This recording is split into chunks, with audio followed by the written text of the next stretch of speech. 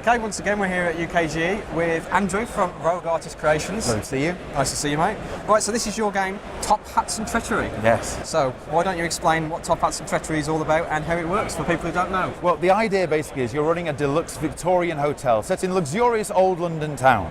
While you're there, you've got many different guests coming to stay with you. So you could have the rich and powerful, well-meaning people. You could have the hard-working artists and doctors and nurses and armed forces. Or you could have the dregs of society, the poor people, servants, criminals who you really don't want staying with you. Well, you know, the common folk. So, while they're there, all the staff who work in the hotel are gossiping madly and spreading rumours about the guests. I hear they went to see the Queen. I hear they're the heir to the throne. I hear they have crippling gambling debts. I hear a false eye they take out and show people at parties. So the idea is you're playing positive cards on your own guests to make their reputation increase. That's the score at the bottom of the card. And you're playing negative cards, slightly scandalous, but all in a good sense of humour, on other people's guests to make them sound terribly, terribly bad.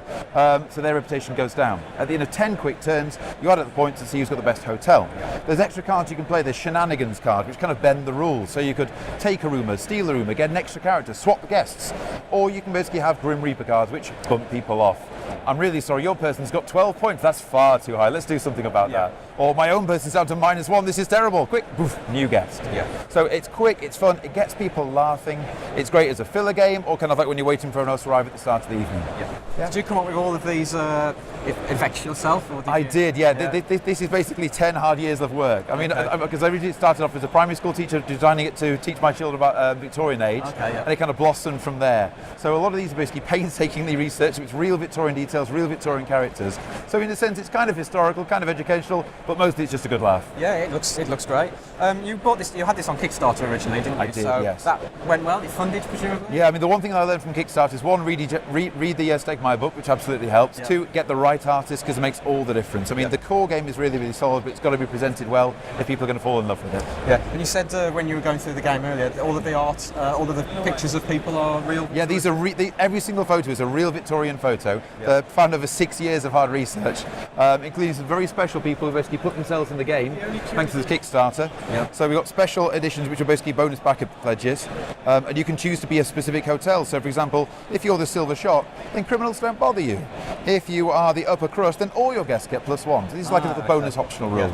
And there's different little things you can play around with if you want to do have an expert version of the game, but mostly it's play one, draw one, have a simple time, have a laugh with your friends. Cool. Well, you're obviously selling copies of the game here this weekend. Yes, absolutely.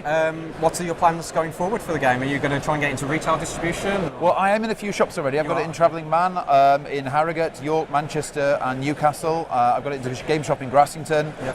Recently sold some more copies to a shop in Harrogate and Skipton. So that's taking off, which is absolutely lovely because it's the vote of confidence. And people have come and they keep coming back saying, like, I bought the game 2 years ago from you. I still play it. I bought it last year. We still love it. It's a great game. Shake your hands.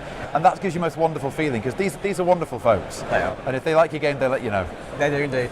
So if people want to find out more about you and the game, where should they go? Well, they should go to rogueartistcreations.com. I've got loads of business cards here. Come and find us. I've got a little mini channel on YouTube. It's got a few videos of the game. Just find out more. Come and have a chat because I love speaking to people. Okay. Well, thanks for taking time out of your day to chat to us. Absolute pleasure. And thanks everyone for watching, and we'll see you next time. Thank you very much.